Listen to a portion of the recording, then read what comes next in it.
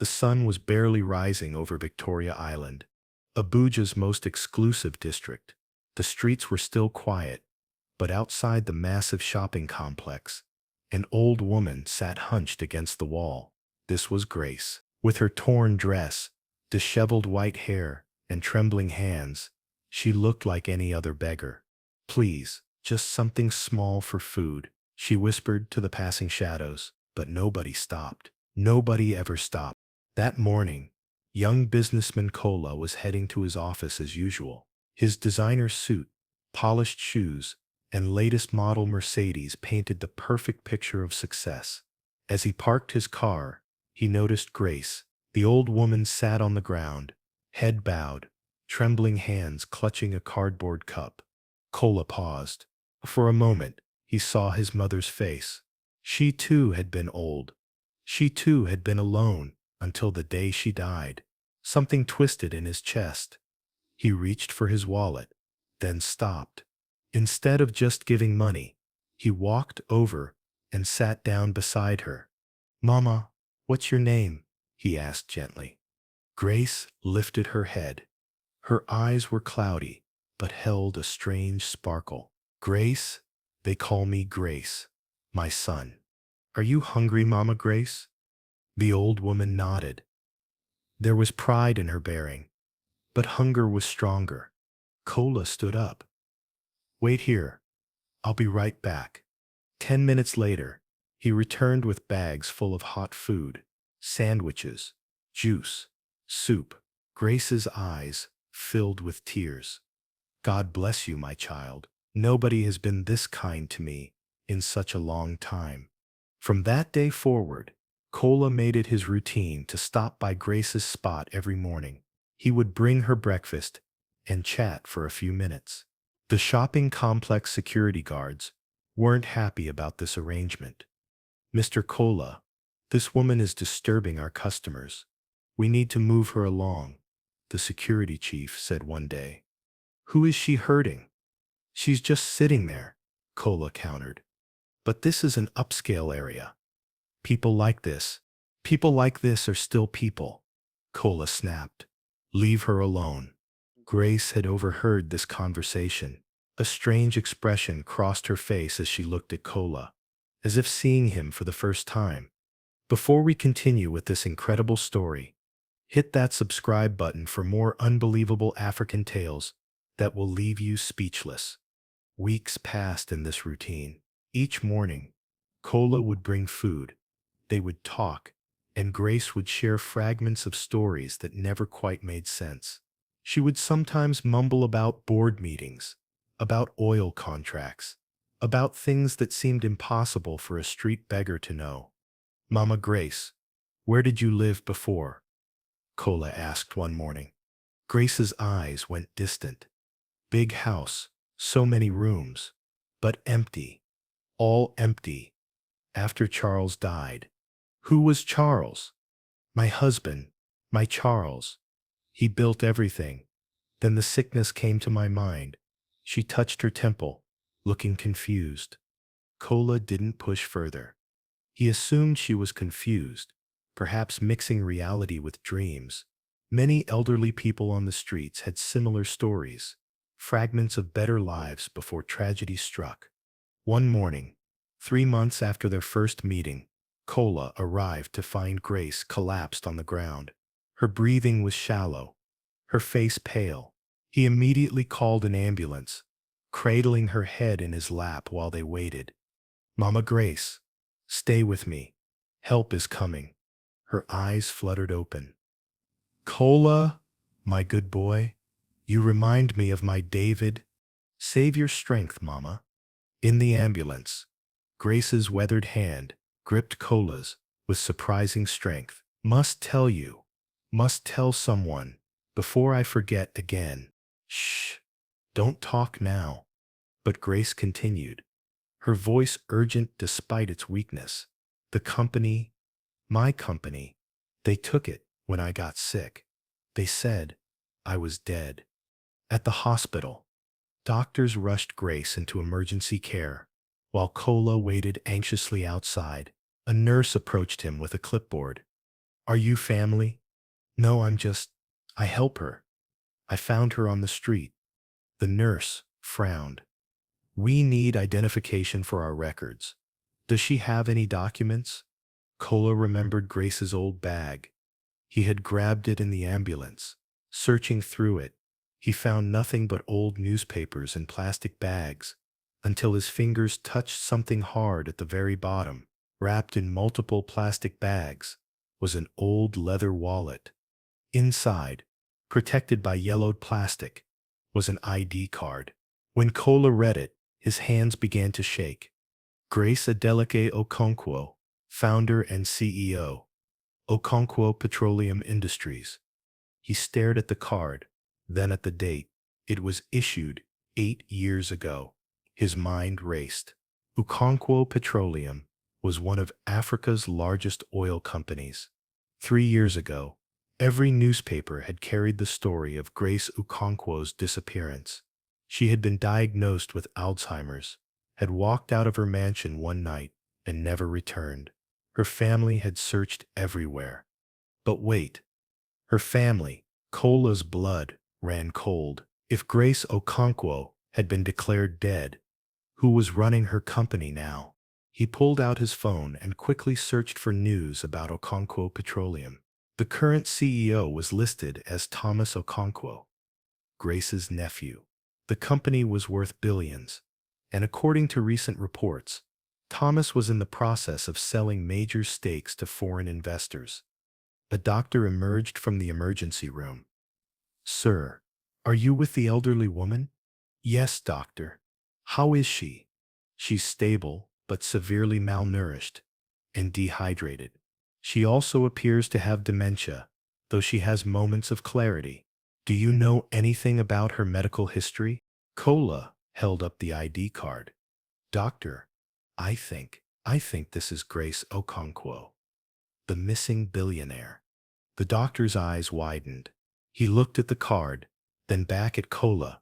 We need to verify this immediately. If this is true, my God, her family needs to be contacted. That's what worries me, Kola said quietly. If her family thought she was dead, or wanted her to stay missing, the doctor understood immediately. We'll need to handle this very carefully. I'll contact the hospital administration and the police. This is beyond a medical issue now. Over the next few hours, the hospital became a flurry of activity. Police arrived, documents were verified, and slowly the incredible truth emerged. The woman who had been begging on the streets of Abuja for 3 years was indeed Grace Adeleke Okonkwo, founder of one of Africa's most successful companies. But here's where the story gets even more shocking. When Kola was finally allowed to see Grace, she was sitting up in bed, looking more alert than he'd ever seen her. The IV fluids and medications had done wonders. Kola, she said, her voice clearer. My good boy, you saved me. Mama Grace, or should I say, Mrs. Okonkwo. She smiled sadly. I haven't been Mrs. Okonkwo for a long time. When the sickness came, when my mind started to slip, things became confusing, but I remember some things. I remember Thomas, your nephew? Her face darkened. He was supposed to take care of me. After Charles died, Thomas was all the family I had left. But when the doctor said I had Alzheimer's, everything changed. What do you mean?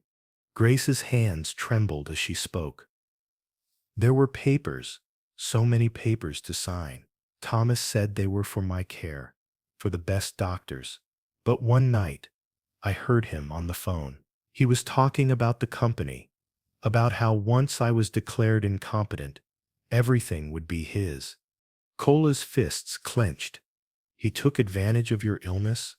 I tried to confront him, but my words, they wouldn't come out right. The sickness made everything jumbled. That night, I was so confused, so scared, I just walked out. I wanted to find help, to tell someone, but I got lost. And the more lost I became, the more my mind slipped away.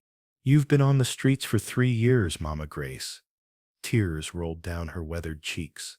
3 years? My God. And Thomas? He's been running your company. He had you declared dead 6 months ago.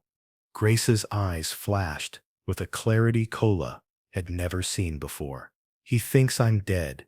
Then he's already stolen everything. But Grace was wrong about one thing. Not everything had been stolen. Not yet. The next day, news of Grace Okonkwo's discovery made headlines across Africa. Billionaire found alive after 3 years on streets, screamed the newspapers. Thomas Okonkwo's phone rang off the hook as reporters demanded statements. When Thomas arrived at the hospital, his face was a mask of fake concern and joy. Aunt Grace, thank God you're alive. We searched everywhere for you. Grace looked at him with eyes that held more clarity than they had in years. Did you, Thomas? Did you really search? Of course. We never gave up hope. Then why was I declared dead?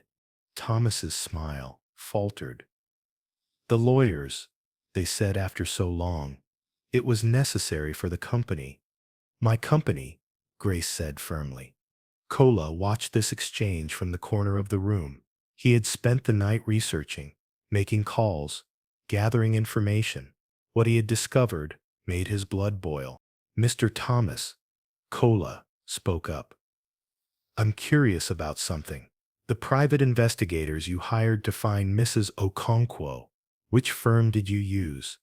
Thomas turned, noticing Kola for the first time. Who are you?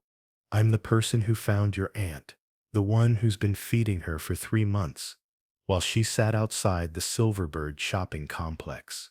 You know, the complex your company owns? The one you visit every week? The color drained from Thomas's face. Grace gasped. Silverbird is ours? Yes, Mama Grace. You've been sitting outside your own property for months. Mr. Thomas here walked past you at least a dozen times. The security guards have footage. Thomas stumbled over his words. I didn't recognize her. She looked so different. Really? Kola pulled out his phone. Then explain this email you sent to the security chief 2 months ago, ordering him to remove the old beggar woman by any means necessary. The room went silent. Grace's eyes hardened as she looked at her nephew. You knew, she whispered. You knew it was me. Thomas's facade finally cracked. You were supposed to be gone. The doctor said your mind would deteriorate completely within months. You should have been in a care home, not wandering the streets. So you could steal everything? I earned it. Thomas exploded. I worked for that company for 20 years. I helped build it while you played the grieving widow. When you got sick, I saw my chance. Yes, I took it. The company needed strong leadership, not a woman losing her mind. If you're enjoying this shocking revelation, remember to subscribe for more incredible African stories that will leave you speechless. The room was thick with tension. A police officer who had been standing by the door stepped forward. Mr. Okonkwo, I think you should come with us. But Thomas wasn't finished. You can't prove anything. She's been declared mentally incompetent.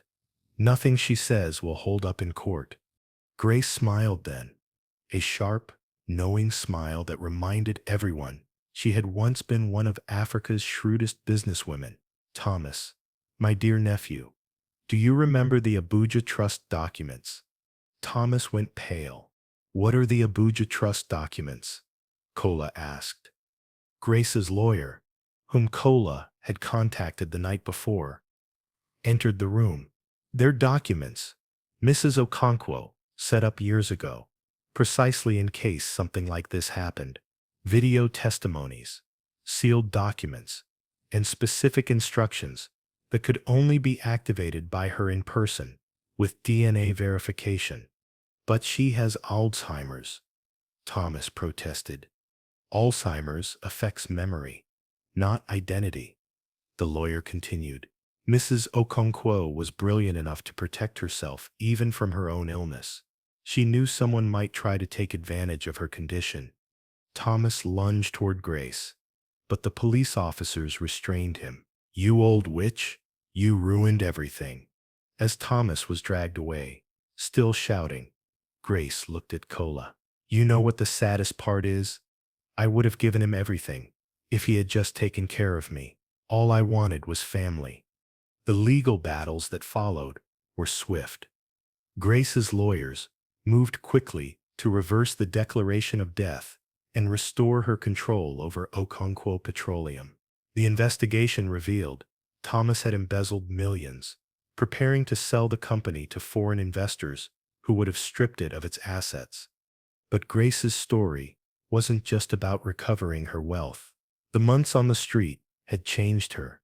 "Kola," she said one day, sitting in her hospital bed, looking out at the city below. "Do you know how many people like me are out there? Not billionaires, but people who've been forgotten, abandoned. Too many, Mama Grace. I want to do something about it. I have all this money, this company, but what good did it do me when I needed help? You, a stranger, showed me more kindness than my own blood." That conversation led to the creation of the Grace Okonkwo Foundation for the Forgotten Elderly. Within 6 months, shelters were built, medical programs established, and search initiatives launched to reunite lost elderly with their families. Kola became more than just her rescuer. Grace legally adopted him as her son, saying, "You gave me back my life when everyone else had written me off. You saw a human being, not just a beggar. That's worth more than all the oil in Nigeria." At the press conference announcing the foundation, a reporter asked Grace, "Mrs. Okonkwo, what would you say to those who walked past you during those 3 years on the streets?" Grace thought for a moment, then smiled. "I would say thank you, because being invisible taught me to see others. Being helpless taught me to help, and being forgotten taught me that everyone deserves to be remembered." "And what about your nephew, Thomas?" "Thomas is facing justice for his crimes, but I don't hate him." Greed clouded his judgment. "I hope one day he understands that wealth means nothing without humanity." As the months passed, Grace's health stabilized. The Alzheimer's was still there, managed with medication, but she had long periods of clarity. She used these moments wisely, setting up ironclad legal protections and ensuring her company and foundation would continue her work long after she was gone. 1 year after being found, Grace stood in front of the Silverbird shopping complex. But this time, things were different. Where she once sat begging, there was now a beautiful bench with a plaque. "Everyone deserves dignity. Everyone deserves to be seen." Kola stood beside her, now officially the vice president of the Grace Okonkwo Foundation. "Mama Grace, are you ready for the opening?" She nodded, looking at the crowd gathered for the inauguration of the complex's new community center for the elderly and homeless. "You know, Kola, I spent 3 years believing I had lost everything. But those 3 years taught me what everything really means. It's not the money, the company, or the power. It's this moment when we can turn pain into purpose." The crowd erupted in applause as Grace cut the ribbon. Among them were some familiar faces, other street dwellers. Kola had noticed during his morning visits to Grace. They were all cleaned up now, some reunited with families, others employed by the foundation. One of them, an old man named Joseph, approached Grace. "Mama, you remember me? I used to sit across the street from you." Grace smiled. "Of course, Joseph. How could I forget? You shared your bread with me once, when I had nothing. That day, I thought I was helping a beggar. I never knew I was helping a queen." "No, Joseph," Grace said, taking his weathered hands in hers. "That day, you were a king, helping another human being. That's the only nobility that matters." As the sun set over Abuja, casting golden light over the celebration. A reporter asked Kola, "What made you stop that first day? What made you see her when no one else did?" Kola thought about his answer carefully. "My mother used to say that angels disguise themselves as the people who need us most. She said, if we pass by someone in need, we might be passing by our own blessing. I never understood what she meant until I met Mama Grace." "So Grace was your angel?" "No." Kola smiled, looking at Grace, surrounded by people she was helping. "We were angels for each other. She needed someone to see her humanity, and I needed someone to show me what true strength looks like." The story of Grace Okonkwo became legendary across Africa. Universities taught case studies about her company's recovery. Churches preached sermons about kindness to strangers. But most importantly, thousands of elderly people were reunited with their families through the Foundation's programs. Thomas, serving his prison sentence, wrote a letter to Grace 2 years later. "Aunt Grace, I've had time to think about everything. I see now that I was so focused on taking your wealth that I threw away something priceless, your love and trust. I'm sorry for what I did. I hope one day you can forgive me. Your nephew, Thomas." Grace read the letter to Kola. "What do you think I should do?" "What does your heart tell you, Mama?" "My heart says forgiveness is not for him. It's for me. But trust, that has to be earned." She wrote back a simple message. "Thomas, I forgave you the day I was found. When you get out, there will be a job waiting for you at the Foundation. Not as a boss, but as someone who serves others. If you truly want redemption, you'll take it." Aunt Grace. Years passed, and Grace's health gradually declined, but her spirit remained strong. On her 80th birthday, the President of Nigeria came to honor her with a national award for humanitarian service. In her acceptance speech, she said, "3 years on the streets could have broken me. Instead, they made me. They showed me that our true wealth is not in what we possess, but in how we treat those who possess nothing." Every person walking past someone in need should remember that could be you, that could be your mother, that could be an angel in disguise.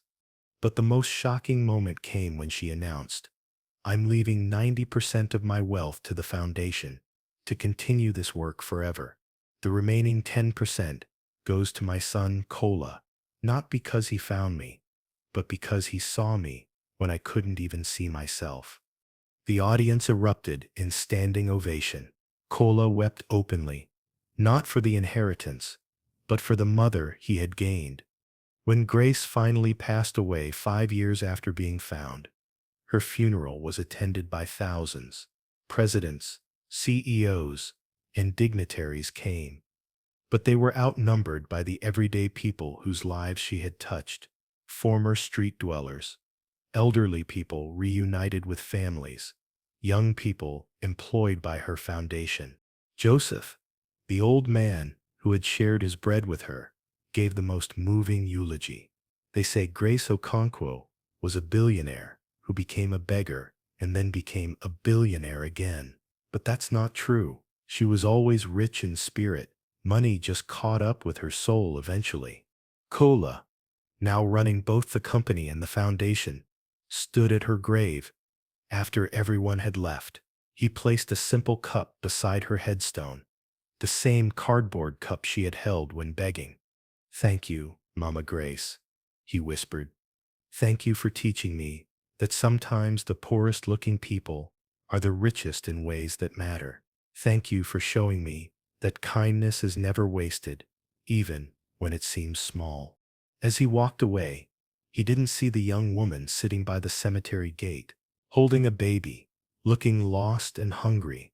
But then he stopped, something in his heart pulling him back. He turned around and saw her. "Sister, are you okay?" he asked, walking toward her. The woman looked up with tears in her eyes. "Please, sir, my baby hasn't eaten since yesterday." Kola smiled, hearing Grace's voice in his mind. Angels disguise themselves as the people who need us most. Come, he said, helping her up. Let's get you and your baby some food, and then we'll figure out how to help you properly. That's what Mama Grace would want. As they walked away together, the circle of kindness that Grace and Kola had started continued to grow, rippling outward, touching life after life, proving that true wealth is measured not in what we keep, but in what we give. The story of Grace Okonkwo reminds us all: never judge someone by their appearance. The person you ignore today might be the one whose story changes your life tomorrow. Every act of kindness, no matter how small, has the power to transform lives in ways we cannot imagine.